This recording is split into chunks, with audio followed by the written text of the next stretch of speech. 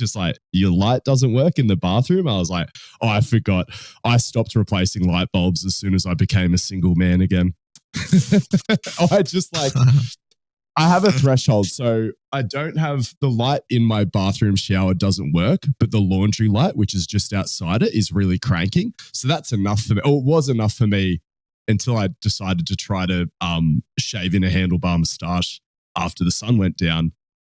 And like I said, just after so Tim Champion, just sorry, we hit record in the middle of me telling a story, but Tim Champion stayed at my house a couple of weeks ago, and I was just embarrassed when I didn't have a light in the shower. Because obviously I shower with the bathroom door open, but as soon as there's a guest at my house, like I don't want Tim Champion's, he's fine, whatever, but like he didn't, it wasn't a big deal. Like he knows it's a boy house. I feel like your place is like pretty good. It's also my living room light. I do, but past sundown, you lose that natural light. And then, so in my living room, I haven't replaced the light in there because the only time I use the living room is when I'm entertaining guests, and I drag my giant computer and monitor out there to watch YouTube with them anyway. So that provides the light, right? Like we don't, and my living room's connected to the kitchen. The kitchen light's sweet, so I'm still good. 100%. But then there's another light that's gone out. I just feel like it's gone to even past my threshold. And like I said, I want Jacob to be able to take a well-lit shower when he comes up on Monday. So that's an exciting announcement for everyone. I mean, it's exciting for me and Jacob. Have we not kept you in the loop on this conversation? No. How long are you here for? I could have sworn I've said like 10 times in the chat that I want to shoot an in-person potty. I thought it was assumed that. But I was like, I kind of assumed Gus was going to Melbourne or like something else. After a while, I was like, I have no idea. I'm coming to the Gong, baby. Right, yeah. Gong time. Yeah. Well, how long are you here for? Yes. Just like 5-6 days. A working week. Hell yeah. Yeah, I'm clocked on. Should be good. Very excited. Be sick. Yeah. That's it. See if he likes the Gong. See what he thinks of the gym. Who knows? Who knows what could happen? There's a bit of us is like, could Jacob end up in the Gong? Don't pressure. No. Well, this is my thing, because I was like, don't pressure him. Move out of Melbourne to like a smaller sort of. Because I just remember how keen I was to get out of the Gong when I was a young adult. But then again, the Gong has changed, and Jacob grew up in fucking Melbourne. So and like that's what I mean. We're not out in the middle of fucking Whoop. Yeah. Also, bear in mind, it is winter Gong. Like, you know, it's not like summer. Not its greatest time. Yeah. Well, that's it. When Jacob was like, oh, I want to give surfing a crack, I'm like, we're going to have to find you a fucking wetsuit because the water is cold as fuck. But we'll be able to hire a wetsuit. Have fun with that. It's like 14 degrees. Oh, is it? Oh, really? Okay. Oh, so you just can't firm it. You can't just be like... it's probably like 16. It'll just be like you will be shivering uncontrollably within 10 minutes and you'll be like, I'm not having a good time. Like if there's any adversity presented by the surfing, you'll just use it as an excuse. And like I wouldn't drink. I mean, I'm a bit of a pussy when it comes to cold water. I like my premium wetsuits. I work hard so that I can afford the best wetsuits that current technology allows for. I'm probably not at the upper limit, but as far as like mainstream mass-produced wetsuits, I'm getting the top of the line shit. I mean, don't get me fucking ranting about the state of the wetsuit and neoprene game. That'll just fucking set me off. I did leave a couple of notes for topics to rant about. Sorry, let me just fucking pull that up. Hell yeah! I'll tell you what though, I've been swimming like a lot for the last however long, but this is the furthest like into like cold months that I've been like doing it like where relentlessly. Have you been swimming? You know, me and Bernard's have been hitting the pool. I'm not lapping, bruv. I've been quick swimming. I've been swimming. You've been paddling. Yeah, I see you diving off that shit. That was a horrendous dive. Anyway, I want to hear more about Harvey's swimming, and then because I had a mental note, not a podcast note. I was like, why haven't I got fucking Harvey into Warehouse yet for a gym sesh? Exactly. It's what the people are clearly. Do you know how cheap a weekly membership is at the gym that I work at? How much? I think you told me before, but tell me again. Throw a number out there that you consider to be a good value membership at just your standard commercial gym. Not even something that has Olympic lifting platforms, a 2-lane indoor fucking track, all sorts of state-of-the-art machines. Monthly? Give me weekly. That's how I do my billing. 19 AUD. I'm not gonna lie. I'm coming at this from a real blind spot here. I have no real idea. $11.50 a week. Wow. It's fucking Wow. insane. That does seem cheap. That does seem Crazy. Yeah. I'm absolutely loving it. But yeah, I've been meaning to get you in there. But talk to me about swimming. So what are you in salt water, ocean? Yeah. So basically, I have a lot of respect for that. I love the ocean, right? And I get into these stages where like especially in summer, I'm like, the more I do it, the more I'm like, why don't I do this all the time? So it's like kind of one of those habit things. Once I'm doing it, so I've been doing it like a lot for the last however long. But then this your year, ice bath. This year I've like continued it on, and it's a real like, if I'm in the gong, which is like usually half the week, roughly, I am like forcing myself in there. And it's not for long. I'm pretty much just going down to the pool at Osty, the fucking ocean pool, and I'm like forcing myself fucking in there. I'm just like, we're getting in, we're fucking dunking ourselves like 4 or 5 times. I swim up to the back wall, let like 5 or 6 waves fucking hit me in the face, and then I am like, wow. And by that point, I'm like, no, this is the best thing I've ever done. I'm in no rush to get out of here. Money cannot buy that. I just sort of had a flash thinking about you just holding onto the end of the wall at Osty Pool, which is one of the. So this, if you're not from Australia, and maybe I think it's also an East Coast thing. Sorry, maybe it's a New South Wales thing. It's very common for a lot of beaches to have these really nice ocean pools. So they'll just sort of make a concrete basin at one end of the beach and let it fill up with ocean water. And it's just such a phenomenal Australian thing, having access to these ocean pools. But Harvey lives right near, I mean, not just one of the most idyllic, pristine looking beaches for fucking miles, like Ostermere. They call it the Bondi of the northern suburbs, but it's so much prettier than that because there's not a million cunts there. Osty Pool shits all over Bondi icebergs, but you know how Ashton Hall, maybe you don't know him by name, Harvey, but I know Jacob knows who I'm talking about. He's the guy, is the morning routine guy on Instagram. He's really blind. He had the race against Ice Show Speed, but he gets the really fancy water and like pours it into a bowl and then dunks his face in it with ice cubes and things like that. But like, money cannot fucking buy that salt from Ostermere just flying through your face, that crisp air. That's on a whole nother fucking level. Like Ashton Hall should be catching the private jet out to Osty and starting his day doing that.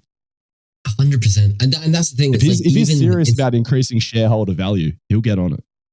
Oh, dude, it's in that way where like I said, I force myself to do it. Like, because like even when it's fucking cold and I'm like, I am in the house and I'm cold, I'm like, no, we're doing this because within like a minute and a half of being in the water, you're going to be like, you go from being like to being like, I'm just fucking centered. I'm first so wave, zen right now. Get me out of here.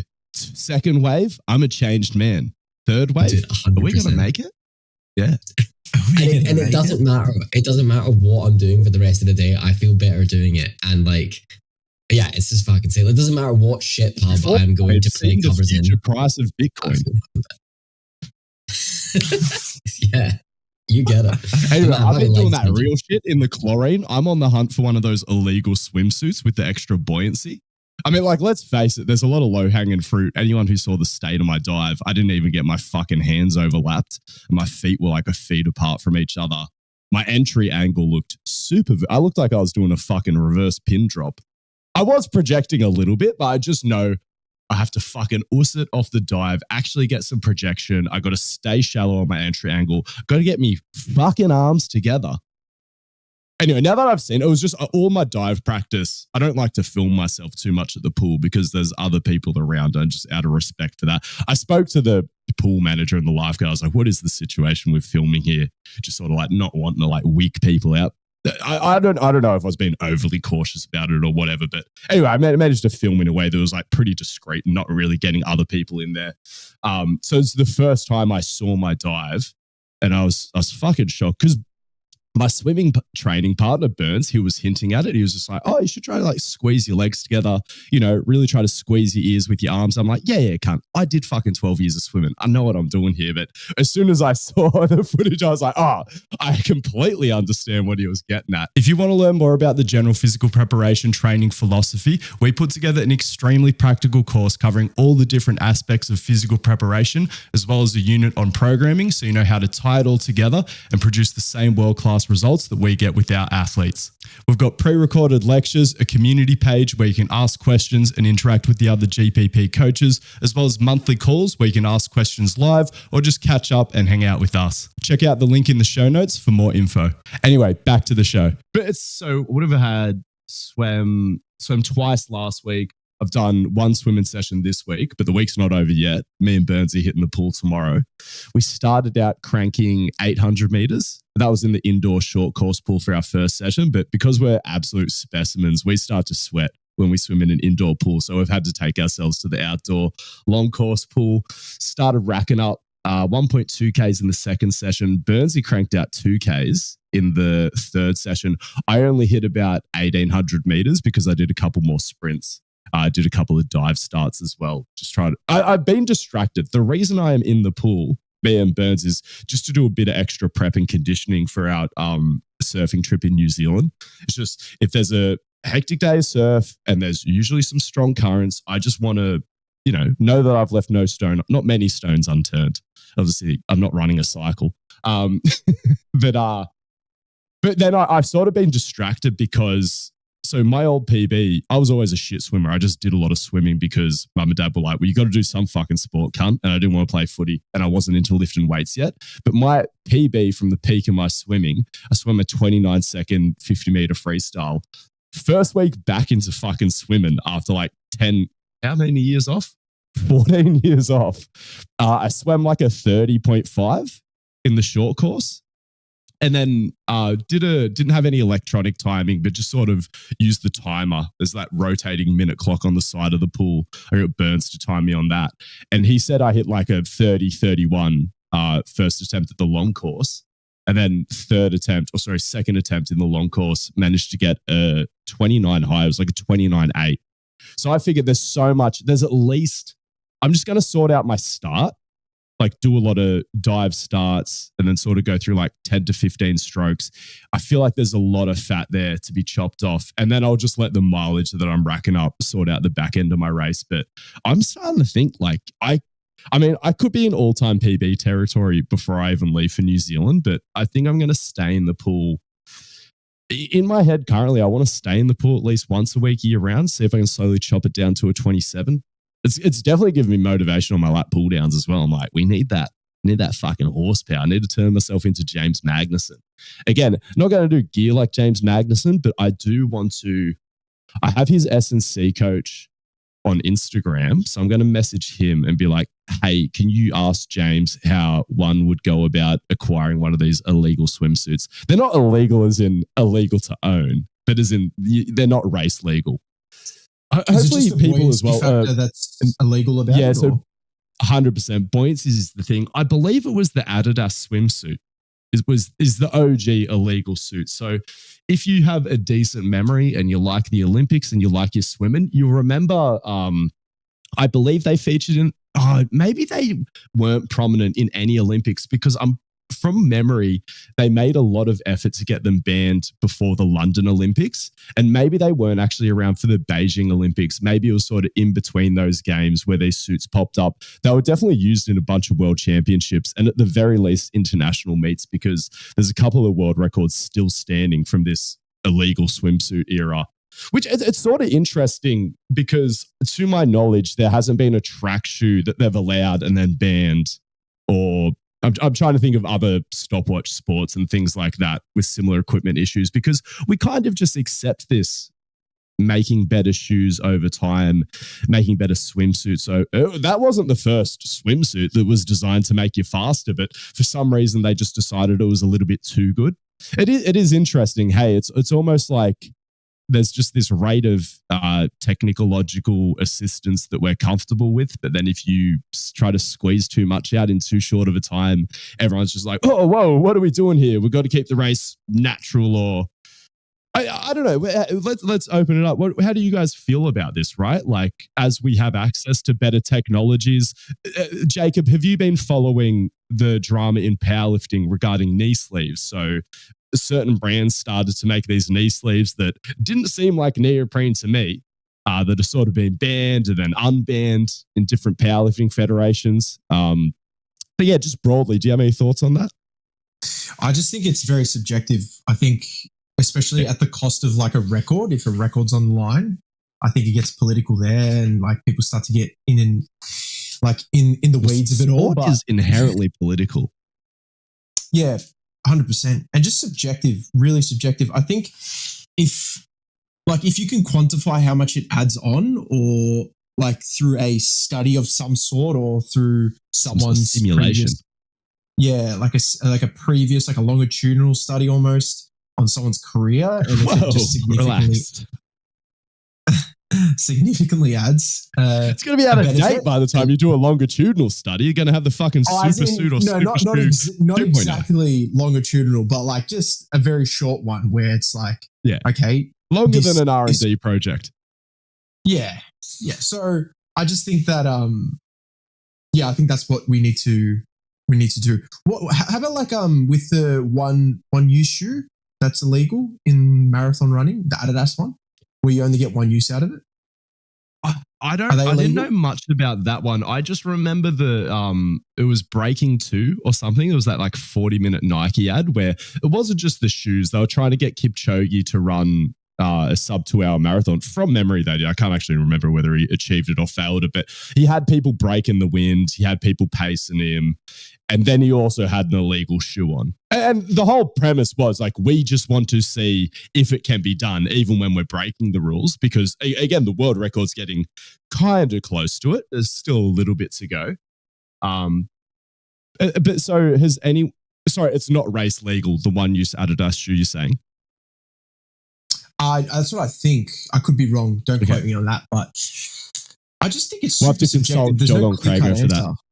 Yeah, there's no clear-cut answer, I think, with a lot of this stuff. It's very always up in the air. Are we meant to fucking go back to running in the nude barefoot like the fucking Rome? Because that's what I mean. It's like, if you have a fucking problem with it, but then again, like saying this, like, I don't want shoes with rockets attached to them, but I also have no interest in seeing some cunt run naked and barefoot. So I don't even know what my standards are. Is it just a money thing as well? Like, I don't know, like if as soon as something becomes legal, then like a lot of this money will be pushed towards this one brand because they're the meta. Maybe it's brand deals. Maybe it's this. I don't know. I'm just thinking there could be a brand deal thing as well. Because people will jump ship if someone advances technology so far that they can get a patent on it, and then that excludes competitors, because then obviously you have issues with competitiveness because you have to wear the equipment that your sponsors are making. So, and that was the thing for swimmers, I guess. You know what? Maybe that is it. It's like when you make such a leap there, then you have a patent. So maybe if you can hold off on patenting it so everyone has access to developing their own version of it, then it won't get banned. But it's sort of these sort of leaps ahead, and when they try to sort of, each brand tries to secure that technology for their own uses for a little bit. Well, if the Federation of the Sport actually pulled their finger out and were the leaders in technology in their own respective sports, then I think that would solve the problem, because then they're mediating it almost if they're the technological leaders. But you don't really see that in many sports, right? Like there's no NBA shoe, there's no FIFA boot. It's all. What are the regulations with basketball shoes? Has anyone been caught putting springs in them, or like fucking? What are you doing? I don't know. You get those shitty soles. Did you hear about the bat development in baseball? No. So a baseball bat has been a baseball bat for quite some time now, at least to my understanding. And I believe it was the LA Dodgers. It might have been another team. Maybe someone could fact check me on this quickly, and just so we give credit to the actual team that did this. But they, one of the baseball teams, some of their staff or their sports scientists or whoever the fuck, their bat designers, they just paid attention to the strike zone, because yes, there's a fair bit of the bat that you can in theory hit the ball with, but then there's sort of this main area, this sweet spot on the bat, and they just put a bit more wood behind it. And their lads started absolutely blasting it, which makes a lot of sense, but it's just crazy that no one else thought to do that. It was legal according to the rules, and I think they might be heavily under review at the moment, but that was really interesting. Actually, sorry, going back to just some common sense things that have been troubling me for some time. It's not the development of baseball bats. We're back in the pool now. Does anyone here know Cam McAvoy?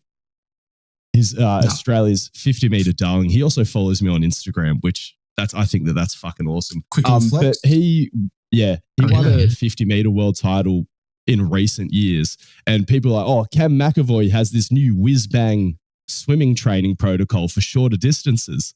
And so I don't know if I've mentioned this on the show before, but I grew up swimming.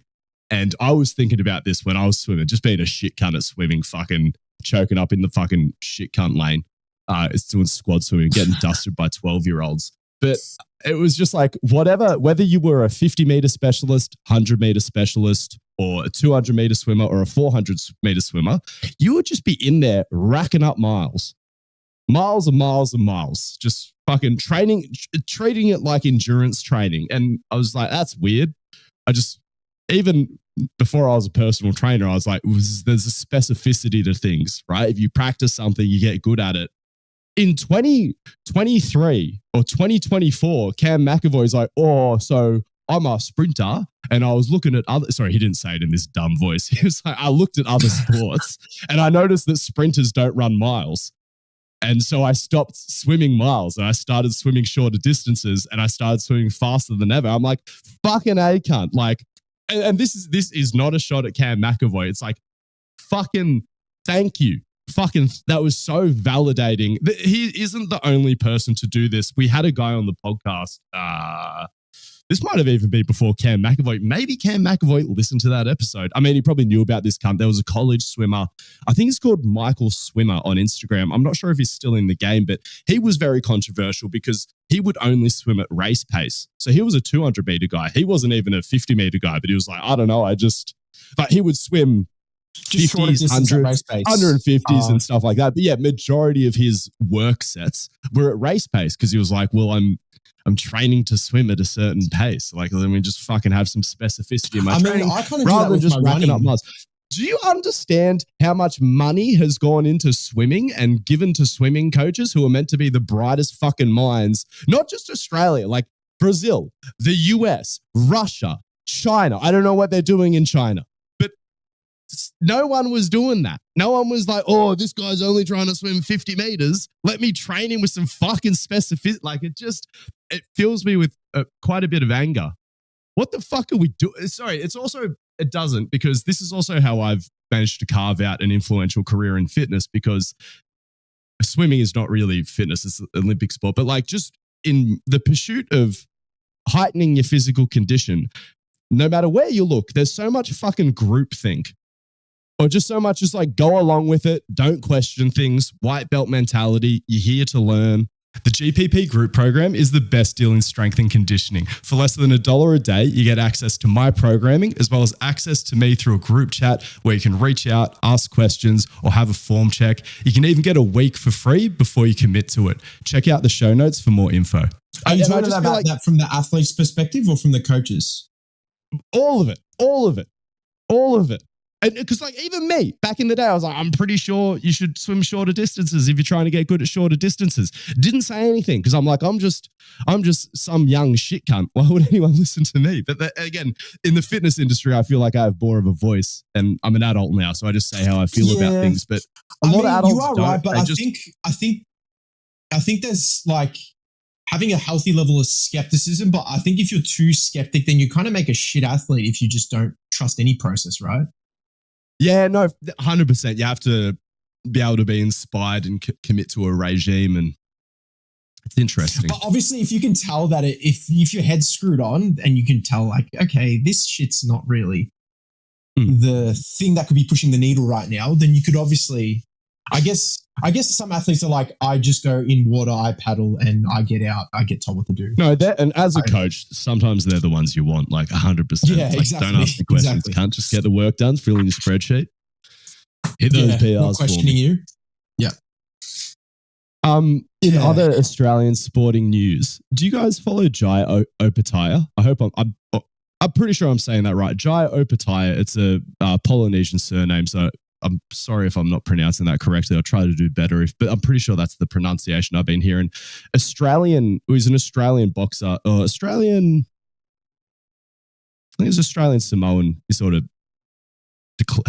declares his allegiance to, what's the word I'm looking for when you represent two nations, Harvey?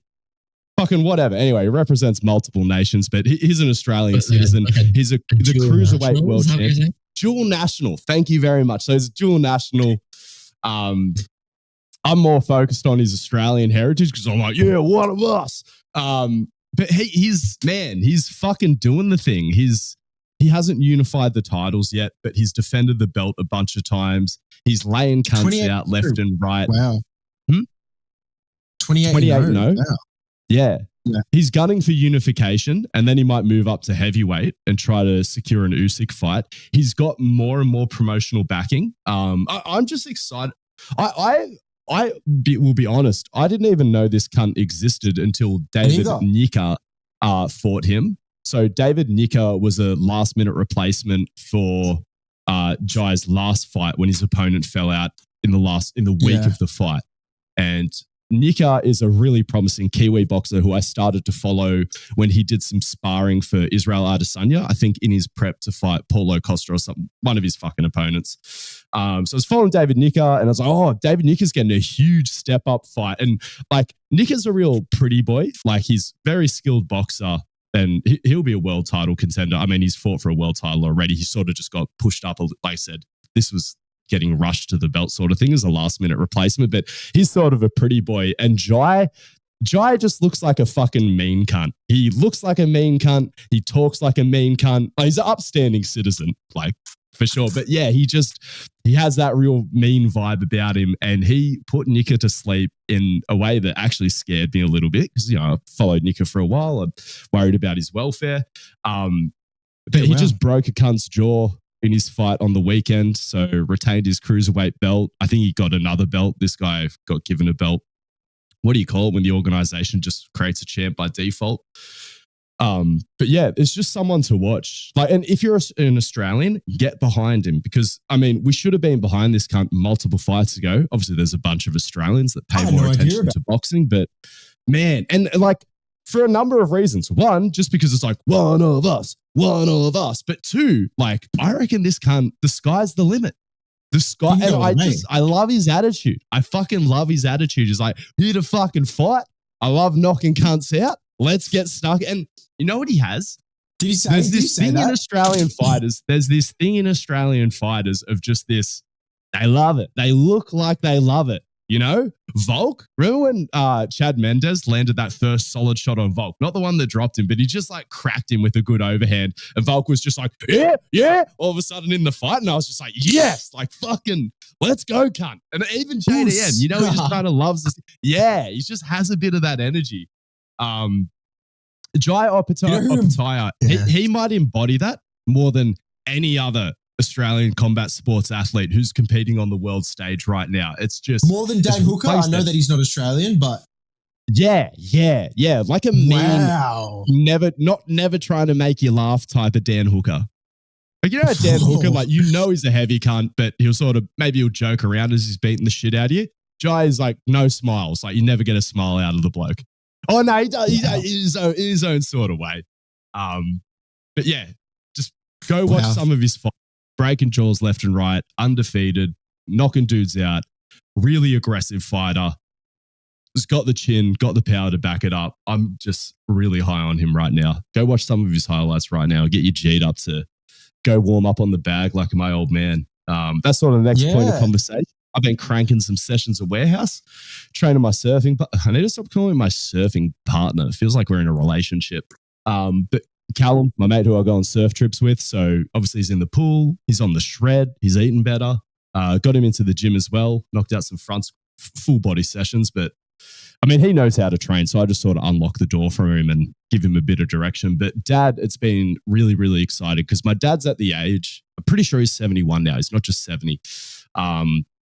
But he's started to have a tougher time in the surf, and I know it gets to him where he's just like, is it worth going out in the surf today? Like, is it just going to be too hard sort of thing? And sorry, the other thing that he brought up is Australian senior citizens get a ridiculous discount at the Snow. I'm guessing because the Snow's like, there's not that many of them. They're not going to take up that much space. Or maybe they're just doing it because they're legends. But I think it's like fucking less than $20 a day on the slopes or something like that. It's ridiculously cheap. Like, because access to the slopes wherever you are is like quite expensive.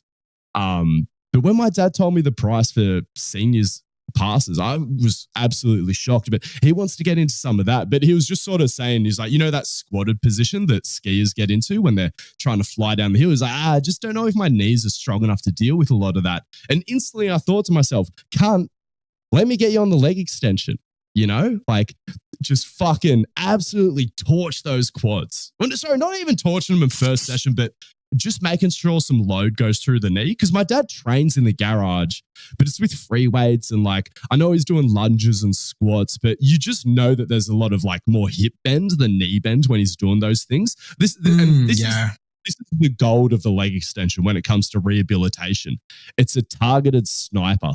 It's like you're putting the load exactly where you want it. Whereas a lot of these dickheads that push these rehab systems are like, we got to keep it functional. You got to coordinate the whole system. And there's a time and a place for that. Mainly I would say developing athleticism. When it comes to rehab, so many of the times when you've had an injury, there's a tissue that has been hurt. And then it's just going to be weaker because after you've hurt something, you can't train it as hard. But then because in these like more functional movements, like a single leg squat, there's so many options for you to bend and load different parts of your body and compensate around the injured area. Whereas the leg extension, which gets such a bad rap for being rough on knees, people are like, it's rough on knees. No, cunt. It's forcing your knees to work. That's the magic. So that was really, really satisfying because I was hoping that Dad would like it and have a good experience and not be like, it doesn't feel right. But I could tell that he was G'd up. Like after he did his first set, I saw the wheels turning in his head. He's like, I've never had a quad contraction like this in my fucking life. This is the thing that's going to get my knees ready for the slopes and also ready for those quick pop-ups. Shortened position quad is such a hard thing to come across in any home gym, really, because there's only one thing you can do it with is with the machine. So where it's easy to roast your rump and your hamstrings and things like that, but just like really lighten up those quads, especially if you have a little bit of that inhibition. Your body likes to work around bending the knee, try to bend other things to sort of make up for it. It's just absolutely phenomenal. So hit him on the 2-way express leg extensions, pair that with seated hamstring. He was loving it. Also got him into some plyos. I live or die by the GPP sword. And I was like, fuck, all right, here we go. Like getting my 71-year-old dad into plyometric training. Fucking loved it. Because I saw him at the beach. Did you see that huge dead sting? Fuck, I've had a week, haven't I? I saw a massive dead stingray at the beach. What day was that? I think that was Thursday. So trained Dad on Wednesday and he got through the session and he absolutely loved it. He's the machines, the compounds and the free weights that we did. He seemed to love the plyos, which we did at the end of the session, just because I wanted to make sure that he was really warmed up for that. But still in my head, I was like, look, we don't know how well we've dosed this until I know how he feels the next day. And even if I'd correctly dosed it, there was a part of me that was like, Dad's probably going to wake up feeling a little bit stiff. I hope that he doesn't be like, I don't know if this was good for me. But he said he woke up feeling $1 million. So, because I was down staring at this big dead stingray, and then I look up and I see my dad riding his bike around. So, my dad's fitter than all of his mates, and Dad has an e-bike that you pedal as well. But he went on a bike ride with his mate, who's the same age, who doesn't have an e-bike. Just fucking. Oh fuck! Could have been flooring him. Like swap bikes with him, Dad. Fuck's sake! Like, anyway, fucking. Yeah. But yeah, so he responded to it really, really well. I've got my mate's dad, who I think is also close to 70. I think Davor Sinadinovic's probably, how old is Davor? It's like 65. And he has had legit knee injuries and knee surgeries. And he's going through a similar sort of thing. He's like, fuck, getting up on the old surfboard's really testing me these days. But yeah, now he's on holidays this week, but next week I'm going to get him in as well and keep my little old boys surfing S&C program alive. And we also had the first big Saturday session this week. So I don't know if I talked about it on the show, but one of my recruitment methods for starting this weightlifting club, so it's partially, yes, it is a recruitment method, but it's also just like a community-based thing because I want to make weightlifting coaching accessible to the masses. So the whole thing is on Saturdays between 10 a.m. to 2 p.m. at Warehouse. It's just this 4-hour block where anyone can come in and you can either learn the Olympic lifts or if you just want to hit a big lift where a bunch of other people are going hard and hitting big lifts as well, just sort of create a bit of atmosphere. We have the first one this Saturday. So like, I haven't promoted it at all. It's just cunts keep coming up to me in the gym and be like, hey, Angus, like, yeah, what are you doing to get Clyde? Just like the other trainers and stuff, and or just other sort of people that I'm friendly with in the community. And I've just been mentioning it to people just when I see them. So I was in there last Saturday and two of my favorite training partners, Sam and Nat, were in there, the bobsledders. And they know a couple of other people that do weightlifting in the gym as well. So they've been coming on Saturdays. They come on Saturdays just fucking regardless. They're not coming in for my session specifically. But I'm just keen to have them feature. I mean, Nat's heavily pregnant at the moment. I mean, to be fair, she's still lifting like a fucking beast. She's like fucking, when she's not pregnant, she's like sub 60 kilos, still banging out sets of 100 with a fucking nearly fully developed baby in her tummy, snatching fucking over 50 kilos. Absolute machine. Yeah, nice. Sam is on call as a surgeon, and he's like ripping sets of 160 kilo hip power cleans to like fucking 85, 90 kilos body weight. Just absolute fucking specimen. I'm there lifting my weights like a shit cunt, but I saw a lady Olympic lifting last Saturday when I was in, and I was like, oh, go let her know that there's like the fucking, big Saturdays and things. I just went, I was like, hey, how you doing? My name's Angus. I'm a trainer here. If you're interested, like, I'm sure you have a coach or something like that, not trying to poach you. We're having big Saturdays here. I'm just trying to get a bit of community going with all the people who love their weightlifting. If you do want to compete, obviously there's pathways towards that. But even if you just want to come out and lift with some other lifters who like their Olympic lifting, come for that. And she was like, oh, sounds awesome sort of thing. My partner, I can't remember, my boyfriend, he wants to do the bobsled tryouts, and he's a really strong athletic guy, but he's just never really mastered the Olympic lifts, and he was looking for some help. So I was like, that was fucking perfect. He came in, gave him a couple of pointers with his clean today. So that was fucking mad. And this is just the start. I mean, so the reason I haven't promoted it too much is the only reason I'm even in warehouse now is because Joey Zingini and Chich, the other powerlifting coach there, they just G'd me up so hard to go in and get started because a bunch of other coaches are starting. I was like, oh, all right, I'll start. I was meant to sort of hold off until I got back to New Zealand because I don't want to put too much effort into, one, getting any regular sort of clients, but then also these big Saturday sessions and then just like fuck off for 3 weeks. I mean, that's happening now anyway. But I'm just sort of just trying to slow build into it. Yeah. Sounds very good. Yeah. I'm just buzzing about it because I thought it would be not easy to get something like that going, but it wouldn't be like, something that I would find too difficult. But then there was also just some doubt crept in when I haven't even publicly announced it yet. I got to remember to do an Instagram post about it and collaborate with the Warehouse Gym page this week to drum up a bit more attention for it. But yeah, I did get a little bit nervous. I was like, oh, what if it's just little old me there twiddling my thumbs for 4 hours looking like a loser? That's why I bought in my laptop so I could be seen working, so I wouldn't just be there staring at the wall like an idiot. But yeah, it worked out really well. So I'm really G'd about that. And yeah, had to talk to a bunch more people today. Was chatting to someone else. I was like, mate, you should try weightlifting. He was like, how would I learn that? I was like, I'll fucking teach you for free. How good's that? So you're just out on the gym floor just chatting to people at the moment? That's basically I'm just there training myself, making content, hanging with the boys.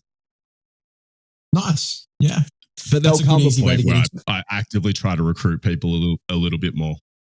But I said, main focus, training my dad, convincing my mum to come in eventually. She'll come in. She's just, back in the day when I was a little bit BPS, me and Oscar pushed her deadlifts a bit too hard. Which in theory is BPS, but like when they're not into it and they're scared, you're not meant to push them that hard, because when they're scared and they have a bad experience, then they're not going to come back. Was there a bad experience?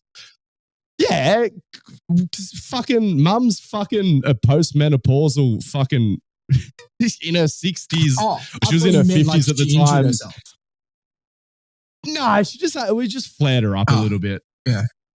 But obviously when she was going in skeptical about, I don't know about these like if I lift heavy in front of my mum, she closes her eyes, she's one of them. I love my mum. I love my mum. That she just is. She doesn't yearn for the iron like I wish she would. But the mum and so this is the thing. Actually, this is how I've got a chance. The stars aligned, and I've got a chance to introduce my mum to barbell deadlifting again. Because so when me and Oscar fucked up and pushed her too hard with the barbell, she goes back to the physio for a little bit, and then mum's always lifted weights at home. But again, the issue is she only has these light little dumbbells. I'm not talking shit, mum, if you're listening to this. Like, she got up to, I think, one of her last Christmas gifts from me was like some 6 kilo dumbbells. Sorry, actually, it was a heavier kettlebell. So she is slowly getting heavier, but again, she's limited in her progression just by like how many Christmases and birthdays she has, because that's when I buy my mum heavier weights on Christmas and birthdays. And she had a kettlebell. And she had this 12 kilo kettlebell, but she was like, oh, fucking, I'm ripping these. She didn't say it like that. She was like, 12 kilos feels too easy. She had ankle weights. So then she started to attach ankle weights that were dangling off the kettlebell. But that's more dangerous than a barbell. So that sort of shifted around, and she pulled a muscle a little bit deadlifting with all the shit dangling off her fucking kettlebell. And that's why I explained to her, I was like, Mum, like the barbell is not, there's nothing fundamentally unsafe about it. And it's actually safer when you want to progress and add load, because see how you're like adding bangles and you got all this shit now swinging around off your kettlebell. I'm like, barbells aren't the devil, and I'm a changed man. Give me another chance, and we'll just progress it slow. So, there's women's weightlifting bars. We can start her out with fucking fuck all weight. The other thing is the kettlebell is, it probably is about the height of a barbell. But get some 2.5 kilo big plates as well. I think they have some around there. If not, I'll just set up blocks or something and we'll get her in there. So mum and dad are actually up in the Northern Territory for the next 2 weeks. So actually, sorry, they're not just doing, they're doing Darwin, and they're also doing the Kimberley, which is like fucking insane. If you don't know what the Kimberley is, look it up. It's fucking really beautiful. But hopefully mum and dad don't get eaten by a croc, and I get the pleasure of training them when they return. Yeah, that'll be good. That'll be some great content. Getting your mum back into deadlifting. Really keen. I feel Darvo is a real character as well. I know he's going to be fucking phenomenal content, because everyone loved my little surfing S&C session with Russ. So they'll be getting plenty more of those. And hopefully work my way down the age brackets, pick up some younger surfing talent as well, train them a little bit harder. We absolutely love doing this show. And one of the most exciting things for us is watching it grow, because it means we can commit more time to it, as well as have access to better guests to bring you even more quality content. One of the most impactful ways you can help us grow the show is by shouting it out, screenshotting this episode, and sharing it on your stories to let people know that you're listening. Don't underestimate how influential you can be on helping us grow this show, and we appreciate it so much. On that topic, man, the surf has just been absolutely fucking pumping the last few months. I mean, it really started in autumn, but the last couple of autumns and winters on the east coast of Australia, it just hasn't been as good as it normally was. And I was doing my usual paranoid shit where I was like, oh, the planet is getting fucked. The weather patterns are getting more unpredictable. Like, it's not a true autumn. It's not a true winter. We're never going to get the old East Coast Aussie winters. I was wrong though. You know what the issue was? It was that fucking La Nina bullshit. The La Nina, it does something to our swell engine. It does something to it. Because I thought back to the best East Coast winters of surf when I was growing up, and they aligned with historic droughts, which, sorry to the farmers, I know you probably don't like the El Nino because it's a lot drier. But something about that El Nino just fires up our East Coast swell engine, which is also the swell engine. So it was La Nina last year when I went on my New Zealand trip.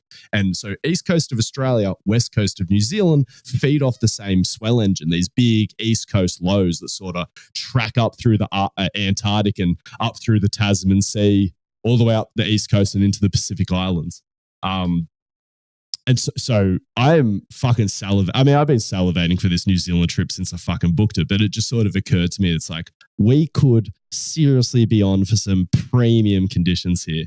I've talked a lot of shit about the Aussie swell engine, about how it'd be so much better if New Zealand didn't exist. But again, I think that was just some La Nina induced depression after just multiple years of subpar autumn and winter swells. But we're back, baby. And we're locked in for, I think like the La Nina and the El Nino, they hang around for like a good couple What of is years. that I think it's like again? a fucking 3-year job. I don't know. I don't know. I heard these words in geography when I was a young lad at school. So like they're things. And La Nina means wet and El Nino means dry. And based on my knowledge of the Spanish language, the dry one is the masculine and the moist one is the feminine. I don't know. But yeah, I don't know. I was actually talking about this the other day because I have quite a curiosity about like what stimulates the weather patterns and things like that, because I feel like weather prediction is, in my experience, no one knows what the fuck they're doing. So I've always tried to learn more about it just to be more self-sufficient in my own surf forecasting. But I haven't. What the fuck is a 2 to 3 year cycle that would affect the El Nino or La Nina transition? It's literally just means some sort of current. getting the ocean warmer. That's all that it means. Warmer or colder. So, but the whole planet El Ninos together, or is it like if we're El Ninoing in the southern hemisphere, they're La Ninaing in the northern hemisphere?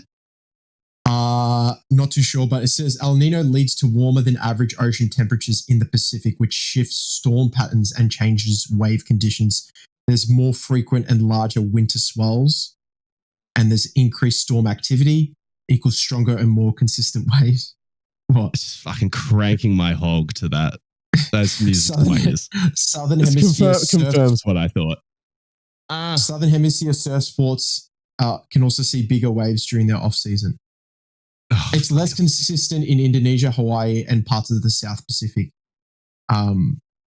What's the other one you said? La Nina. La Nina is the opposite. A cooler Pacific waters, stronger trade winds, different global impacts.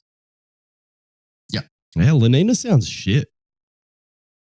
Like I said, I think it's the farmers that pray for La Nina.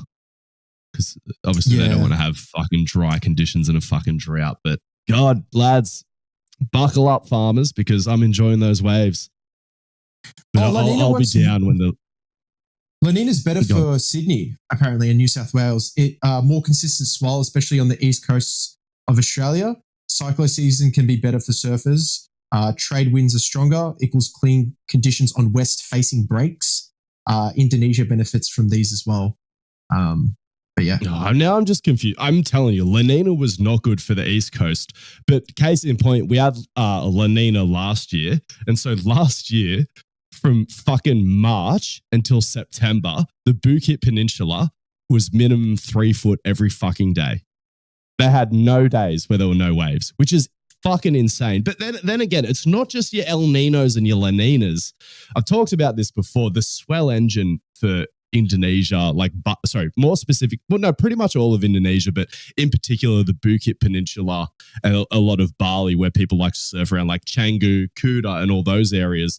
Like you look at if you just drove a boat off that coast in any direction, in the direction just heading straight out to sea, how long before you hit a landmass? And there's fucking nothing in the way. Like if you hit a wrong trajectory, you might bounce off Perth, but you basically don't hit any landmass until you get to Antarctica. Fuck, true. Yeah, didn't think of it that way. So it's just there's just so much space for storms to develop and then to push swell in all the way into Bukit, all the way into Bali. And remember, the longer the swell travels, the more organized it gets because the centrifugal forces apparently build up the longer it travels, and then the waveforms become more organized. Whereas when the storm is close to the shore, the wind, because swell is created by wind, so when it's freshly created, the waves haven't pushed together and organized themselves appropriately. The case in point, China, because you know how we were talking about, do we want to do a trip to China? My mate was like, we should do a surf trip to China. I was like, nah, get that out of your fucking head because it's just landmass after landmass in the way. Where there's no landmass, there's huge barrier reefs and things like that. So China's pretty much only getting wind swell.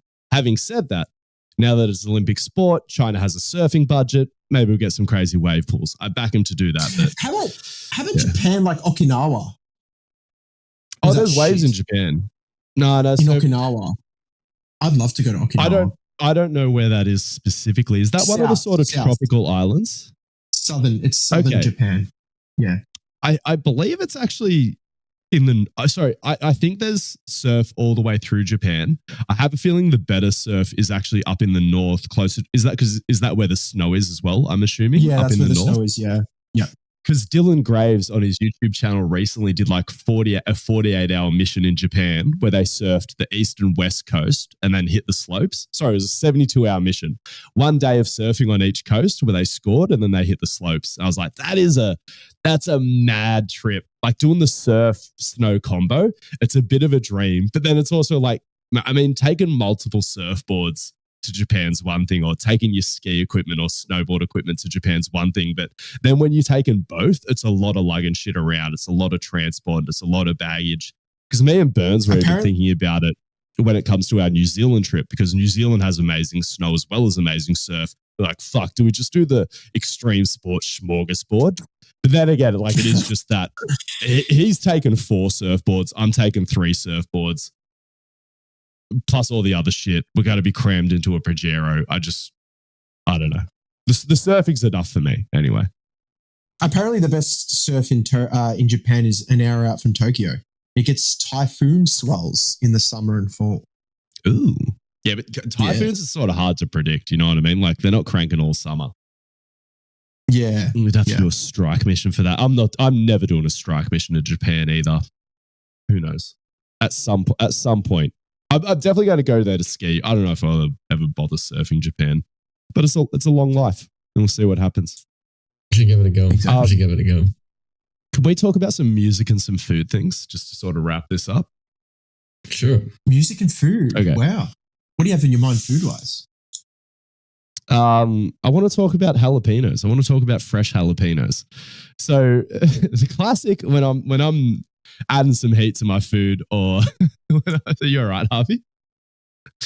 It's just sometimes you just have this way of just like saying something that I just never saw coming in a million fucking years, and like every now and then it just really fucking sends me. Like, okay, good. I don't know. It's also something to do with just like I love that you were just like. I don't know, it's like you had this thought earlier that you need to talk about jalapenos on the podcast. Yeah, I'm referring to my notes. It's in my podcast topics. The first thing I wrote down is jalapenos and blue Powerade. Not in tandem, but I had a spiritual experience with a blue Powerade this week. I went over mum and dad's for dinner. I went over, I'll do the blue Powerade story because it's quicker. Went over to mum and dad's for pizza and a glass of wine. And like I'm not going to lie, I was feeling a little bit parched before I went. Then I was like, you know what?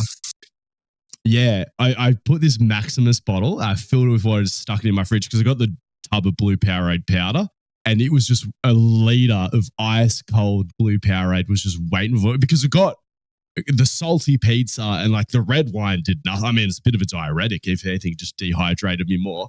I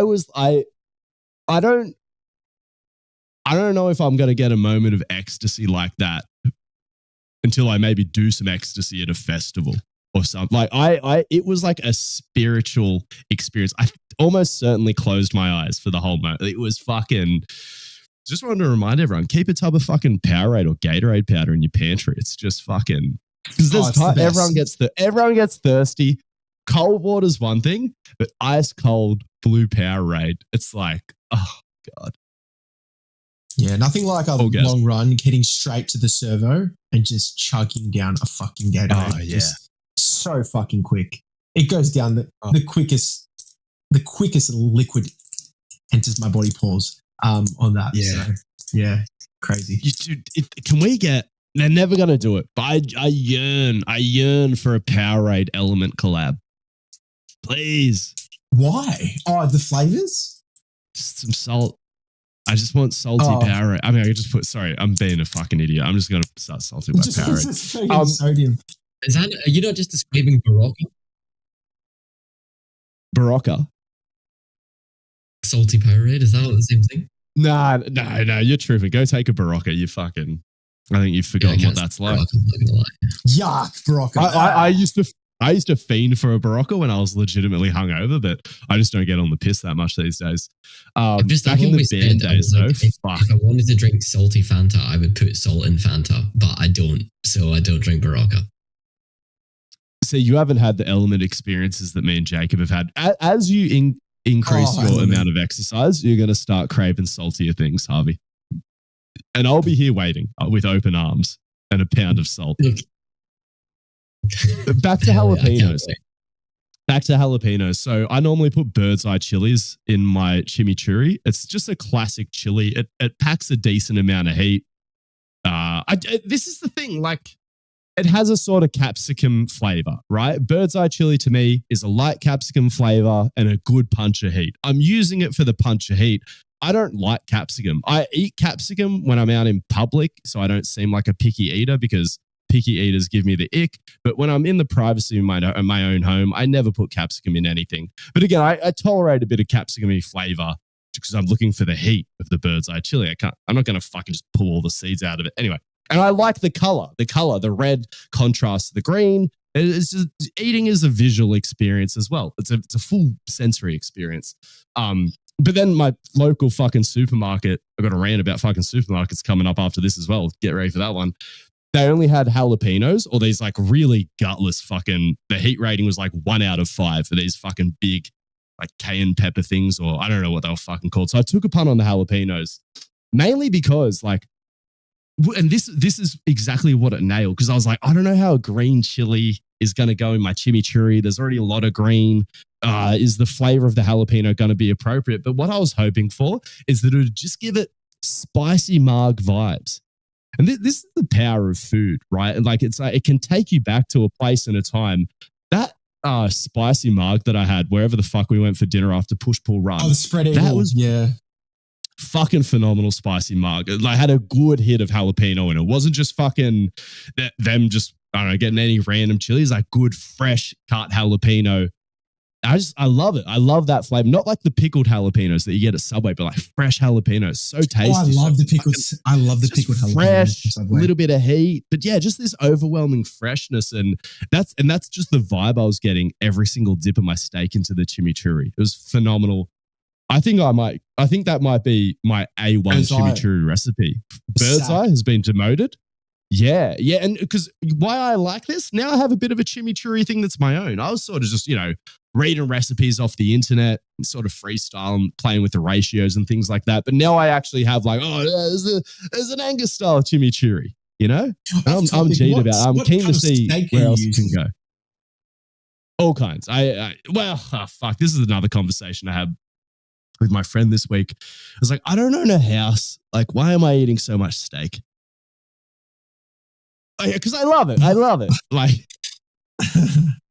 no, every now and then I get those moments of guilt. Like sometimes when I'm catching an Uber that I could have fucking not caught an Uber for, or sometimes when I'm just eating a really premium cut of steak. Sorry, I'll answer your fucking question. Death row meal, Scotch fillet. Yes. Scotch fillet is... So for international listeners, you can Google a Scotch fillet, but it's essentially like the ribeye without the bone. Just you can go like a Scotch fillet from fucking Victor Churchill. I mean, it's heaven in a steak. But even if you go to like some bullshit supermarket, right, and you just grab the cheapest Scotch fillet they have, it's still going to be a phenomenal steak, like tender as fuck, decent amount of fat. Good fat ratio, but also not so much connective tissue, because some fatty steaks that have a decent amount of fat on them, they've also got this connective tissue that you got to cook for a fair amount of time to render it down, and so it's not chewy. But Scotch fillets just don't have any of that. Great marbling. Great marbling. It's cooking a steak on easy mode, but it's full of flavor. Whereas like in Australia, like Australians are obsessed with like eye fillet because they're like, I don't want fat on my steak. I want to be healthy. And eye fillet just has it's tender as fuck, but no flavor. Scotch fillet, tender as fuck, full of flavor. It's got fat, which I like. Second to that, I'll go a porterhouse, but I don't like the fat cap. I hate having to flip my steak onto the side to render just char up the fat cap. Whereas the Scotch fillet, you're hitting the fat the same time you're hitting each side of the steak. It's phenomenal. It's fucking phenomenal. I don't mind bone-in ribeyes and things like that if it's a special occasion. It's just a lot of the time I don't have access to a fucking pan with a steel handle, so throwing it into the oven to finish it off if it's a particularly thick steak just becomes a pain in the ass. I got a food story, just a quick one. I went to this. I was in charge of booking all the lads got together from school, booking a nice steakhouse, a nice steak and wine, and I fucked up because we went to a place where it was more of a Muslim population, so they didn't serve alcohol. And I fucked up there badly. Yeah. We saw like the vibe inside. We saw the waiters were like, oh, hang on. And it was too late. Anyway, we all got steaks. A couple of my friends got porterhouse. I got Scotch fillet. The taste of this steak was the best thing I've ever ate in my entire life. I kid you not, I stopped mid-steak to write a Google review. That's how good it was. Like I had to express myself live. Express gratitude. Into this Google review. Going on the record. I was literally closing my eyes with each bite. Yeah. I'm like, fuck. I was just pausing it because I didn't want it to end. I was like, fuck, I don't want this to end. I wonder if this was your first experience with a seriously dry-aged steak, because like the flavor profile of a steak that's been hung up to rot for a bit in a controlled setting, it is like, maybe that's what it was. It gets like kind of nutty in its own way. It's like, it's real umami, a little bit nutty. There's a tiny bit of funk that starts to develop around like 6 months. It gets a little bit crazy, but I shook the chef's hand and said, thank you for this. But imagine if you could have crushed a beer at the same time. Fuck. Oh no, just a red wine. Oh, that would have been so good. Fuck. But then we went to another place. Yeah, sophisticated. I forgot you're sophisticated now. I'm a Pinot man now. That was my go-to back when I fucking was entering into my red wine era. Trying to be a sophisticated man. Chilled Pinot Noir. Things before I drink them. Shout out to Sam Goldsmith. Check the legs. See the alcohol Just when content. I think you're growing up. No, this is some Melbourne bullshit. Fuck your chilled red. Fuck your chilled red. Okay, let me talk about because let me drop some fucking science on you, cunt.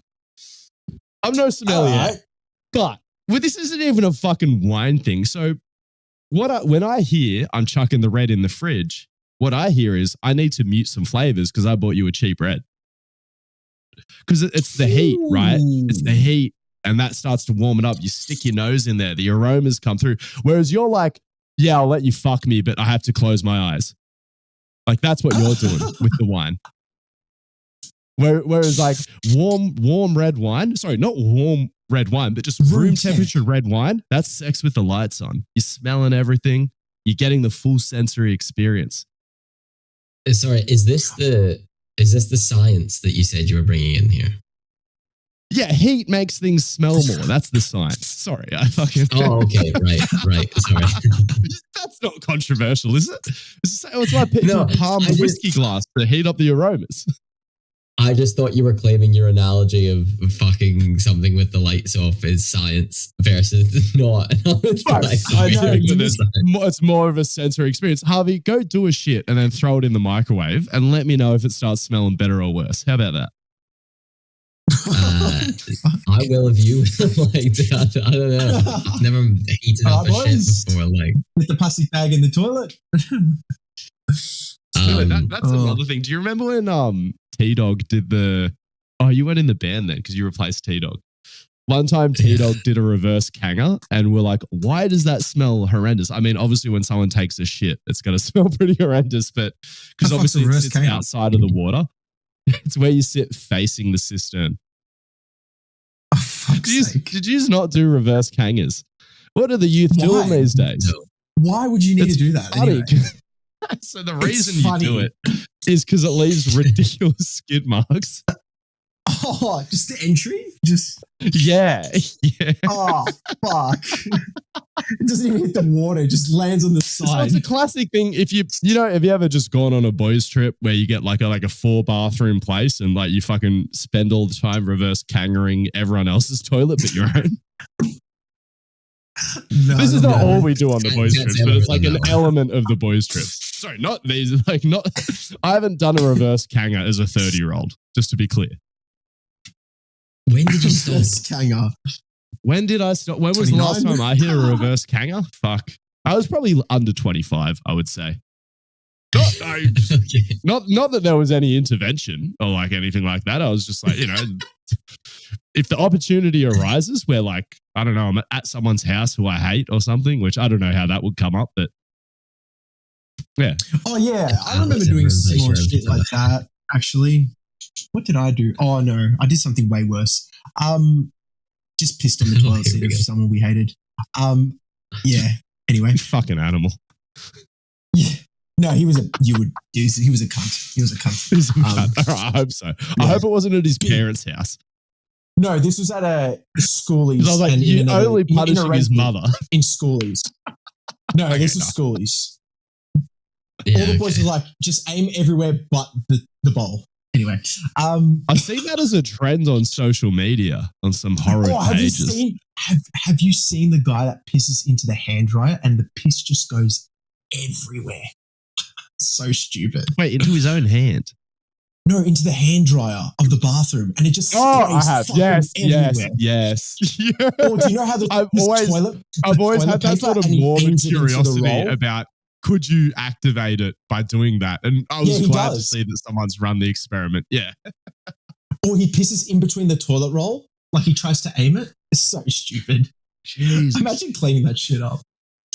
Oh, people just have too much time on their hands, to be honest. Yeah, and this is the thing where like the genderless bathrooms really do punish women. I don't know though. I've heard female toilets at festivals get pretty crazy, but just as like male public toilets are always a fucking heinous scene. And it's like, I just think women don't know what they're being protected from. I understand like we're trying to come up with a solution for theys and thems and things like that, but I think the solution is to create a they-them toilet. Literally. Or just throw them in with the dudes. We can handle it. The men's bathrooms, especially at bars, like you're never taking your shit at a club or a bar because half the hinges off the door, it's like hanging off and you're holding it with your hand and you're like, fuck. It's like never secure. I mean, here's the thing though. In Sydney, everyone's on low quality cocaine that's been cut with laxatives. So you actually do get a lot of people taking shits involuntarily on their big nights out. Oh, just cocking themselves or making it to the toilet? No, probably not shitting themselves, but just being like, oh, wow, I do not have a choice about whether or not I'm shitting. So I'm going to the toilet not to do a line. Yeah. Just like, Where did we go after push pull run? We went to Stomping Ground. The first joint. Yeah, it means dude, it's at Stomping Ground. I want to get the management of Stomping Grounds on here and be like, when you were designing the toilets, how much cocaine did you plan on people doing in each cubicle? Like, were you thinking like they'll cut up the full eight ball in there, bring in like 10 friends? I was insane. Insane amount of real estate. In there, a pull-out you could fit a physio table in there. I don't know why that's the thing I thought of, but like, yeah. You could cut it up there. You could have prees in the toilet. What are they doing? I don't even know if there was space for the bouncer to look over the top of the... Anyway, fucking... That was good about the yapping. I need to fucking finish editing this YouTube video and get my IG post done, but I hope you enjoyed the fucking yapping. Check out Jai Opataya. Throw some fresh jalapenos in your chimichurri and keep that blue Powerade on ice. And I'll see you next time. All right, buy GPP Level 1. Yeah, do that. Bye.